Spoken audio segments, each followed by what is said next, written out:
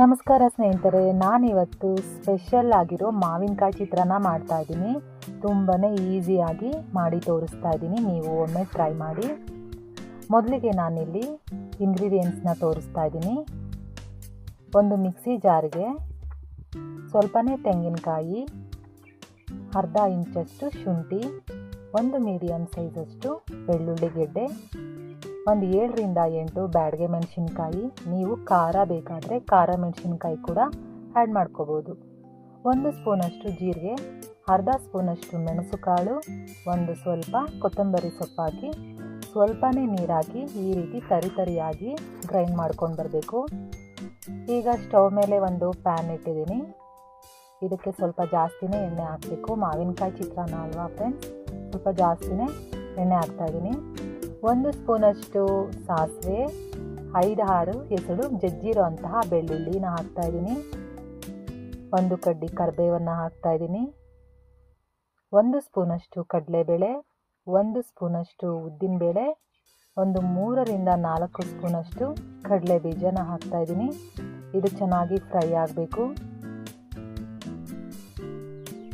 ಹಬ್ಬದ ದಿನ ಚಿತ್ರಾನ್ನ ಇಲ್ಲದೆ ಹಬ್ಬನೇ ಮುಗಿಯಲ್ಲ ಅಲ್ವಾ ಫ್ರೆಂಡ್ಸ್, ಅದಕ್ಕೆ ಈ ರೀತಿ ನೀವು ಒಮ್ಮೆ ಚಿತ್ರಾನ್ನ ಮಾಡ್ಕೊಳ್ಳಿ. ಮಾವಿನಕಾಯಿ ಸೀಸನ್ ಇರೋದ್ರಿಂದ ಮಾವಿನಕಾಯಿ ಚಿತ್ರಾನ್ನ ಮಾಡ್ಕೋಬೋದು.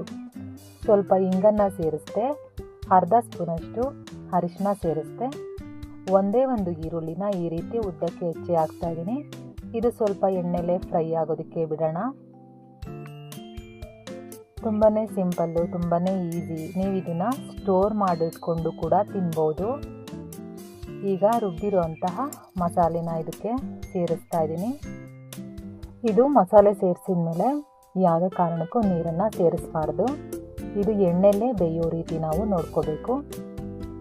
ಇವಾಗ ನಾನು ತುರಿದಿರೋವಂತಹ ಮಾವಿನಕಾಯಿನ ಹಾಕ್ತಾಯಿದ್ದೀನಿ. ನೀವು ಯಾವುದೇ ರೀತಿ ಮಾವಿನಕಾಯಿನ ಕೂಡ ತೊಗೋಬೋದು. ಹುಳಿ ಮಾವಿನಕಾಯಿ ಆದರೂ ತೊಗೋಬೋದು, ತೋತಾಪುರಿ ಮಾವಿನಕಾಯಿ ಆದರೂ ತೊಗೋಬೋದು. ಒಟ್ಟಿನಲ್ಲಿ ತುರಿದು ಹಾಕಬೇಕು. ಇವಾಗ ನಾನು ರುಚಿಗೆ ತಕ್ಕಷ್ಟು ಉಪ್ಪನ್ನು ಹಾಕ್ತಾಯಿದ್ದೀನಿ.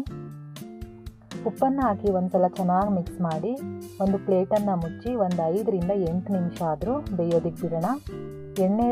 ಈ ರೀತಿ ಎಣ್ಣೆ ಬಿಡೋವರೆಗೂ ಬೇಯೋದಕ್ಕೆ ಬಿಡಬೇಕು.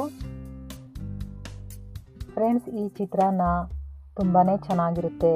ನಾನು ಟೇಸ್ಟ್ ಮಾಡಿ ನೋಡಿದ್ದೀನಿ, ತುಂಬಾ ಟೇಸ್ಟಿಯಾಗಿರುತ್ತೆ. ನೀವು ಒಮ್ಮೆ ಮಾಡ್ಕೊಳ್ಳಿ. ಇದು ಬಿಸಿ ಅನ್ನಕ್ಕೆ ಅಂತ ಅಲ್ಲ, ರಾತ್ರಿ ಅನ್ನ ಉಳಿದಿರೋ ಅನ್ನಕ್ಕೂ ಕೂಡ ನೀವು ಕಲಿಸ್ಕೊಂಡು ತಿನ್ಬೋದು.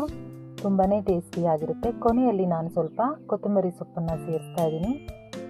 ನಿಮಗೆ ಈ ರೆಸಿಪಿ ಇಷ್ಟ ಆಗಿದೆ ಅಂತ ತಿಳ್ಕೊತೀನಿ. ಇದೇ ರೀತಿ ನನಗೆ ಸಪೋರ್ಟ್ ಮಾಡಿ. ಧನ್ಯವಾದಗಳು.